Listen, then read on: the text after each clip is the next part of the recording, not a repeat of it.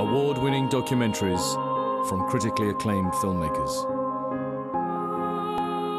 Witness documentaries to open your eyes on Al Jazeera.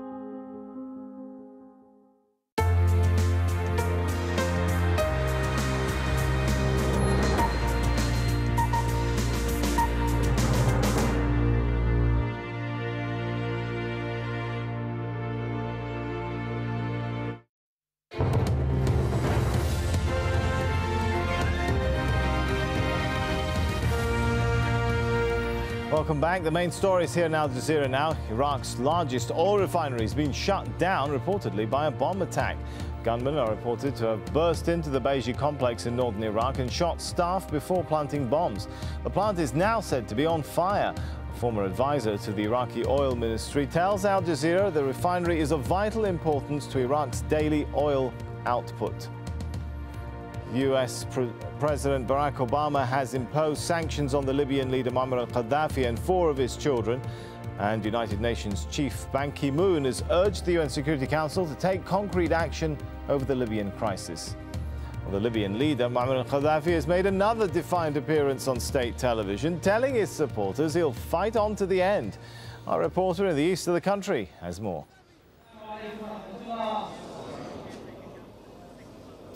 As soon as the Friday prayer ended, the banners were pulled out and the protest began.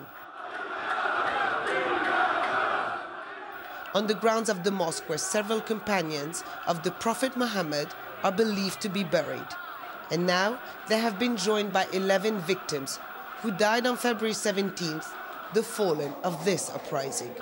It's in their name that the demonstrations are continuing. The people want the fall of the regime, the same slogan that swept Tunisia and Egypt, now echoed across eastern Libya. And the same demands: basic rights, freedom and dignity. The pressure continuing to end 40 years of authoritarian rule by a leader they don't seem to be afraid of anymore. They can count on strong support from the army.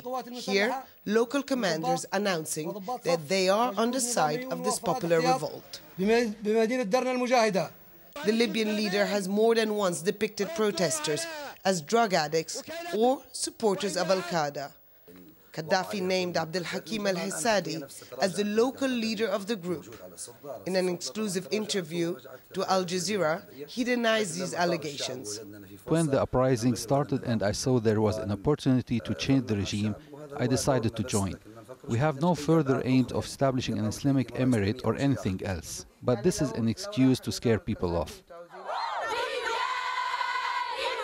In a separate demonstration, women are making their voices heard as well. They want a free Libya where their husbands, sons and fathers are safe. Today, Libya is free. Today, Libya is free, and for all. I told him just one word: don't go out. Stay. We're gonna bring you and kill you as you killed our people. But there's no comeback. No comeback. Thank you.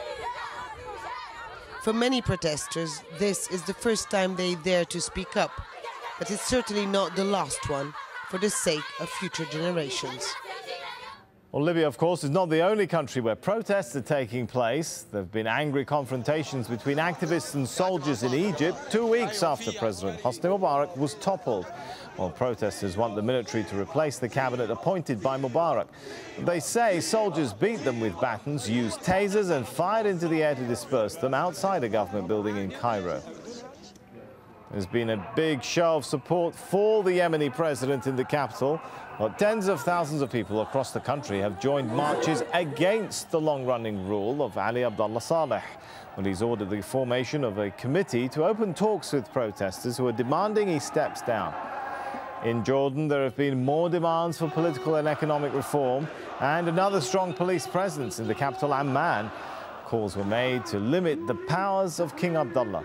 The leader of Jordan's largest opposition group, Hamza Mansour, says people's patience is running out because of the government's slow moves on reform. Anti-monarchy protests in Bahrain too, where there have been demands for the king and his government to step down.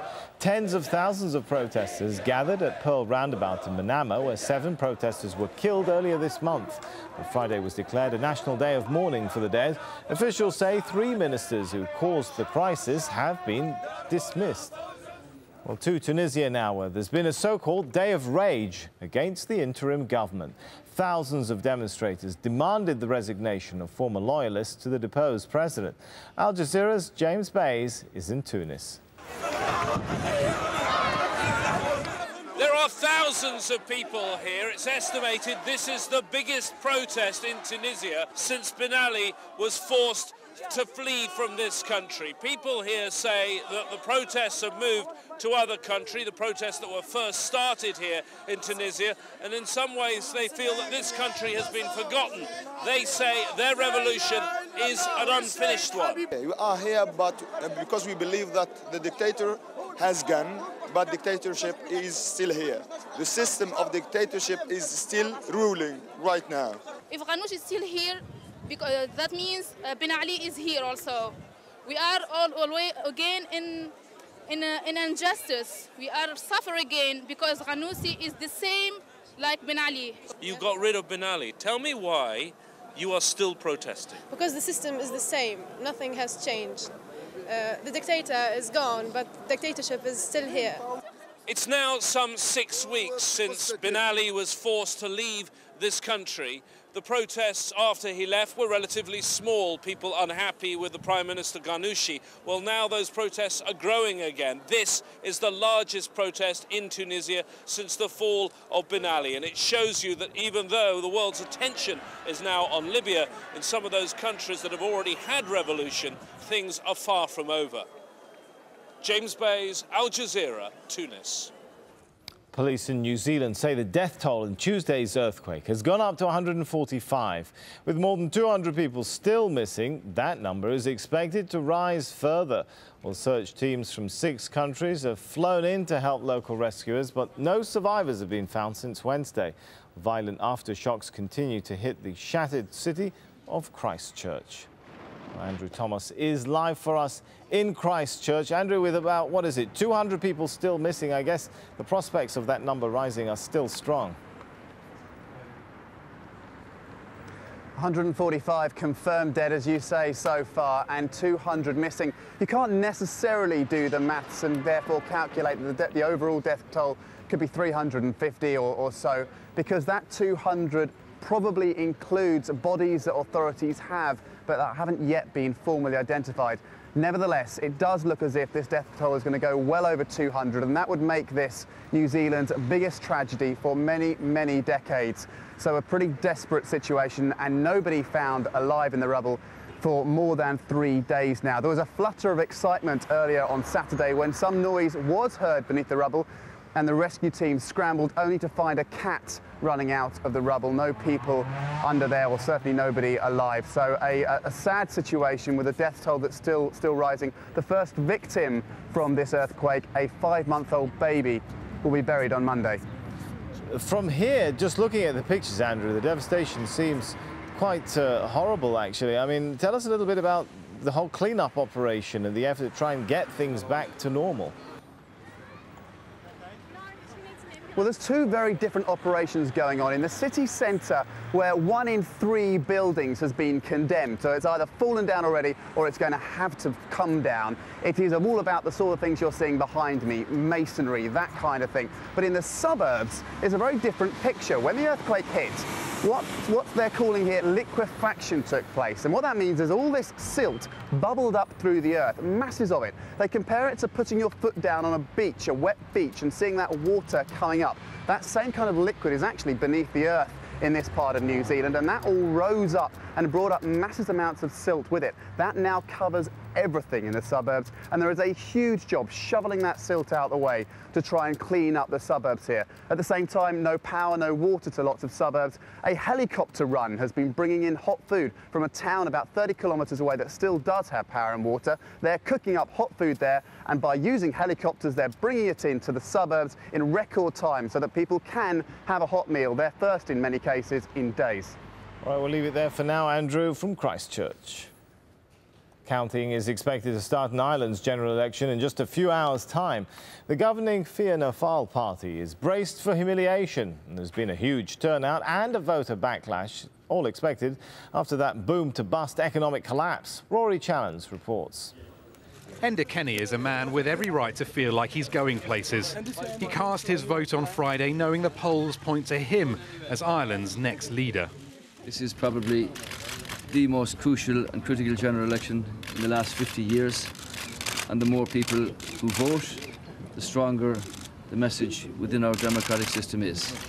Many of those voters seem ready for a change at the top. I would have voted for the current government not to be in power, and for the specific reasons that they've just made so many bad decisions over the last, well, in my opinion, 5 or 6 years. I actually went independent for my first choice. Why? I mean, everyone's kind of saying that Fine Gael are going to make a change, but I don't really feel that they are. It's pretty much the same. The Fianna Fáil party, so long the dominant force in Irish politics, is facing election meltdown. The party was founded in 1926, and since it first came into government in 1932, it has dominated political affairs in this state. And even when it has been out of government, the least number of seats it has had, it's never fallen below 60 seats. And often it has been above 70, and on a few occasions it has been above 80.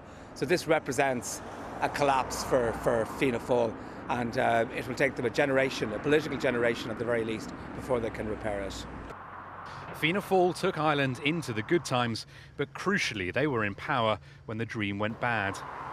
A banking bust, a $115 billion bailout, and years of austerity measures ahead do not make for a happy voter.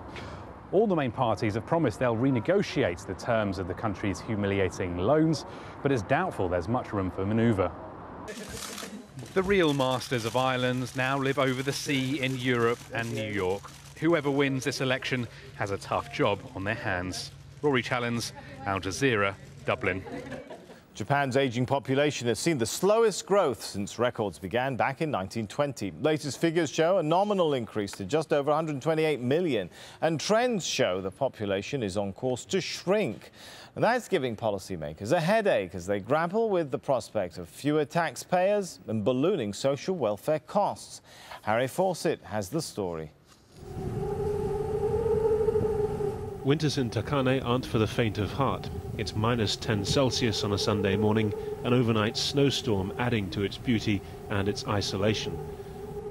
84-year-old Sato Morishita is back to check on her house.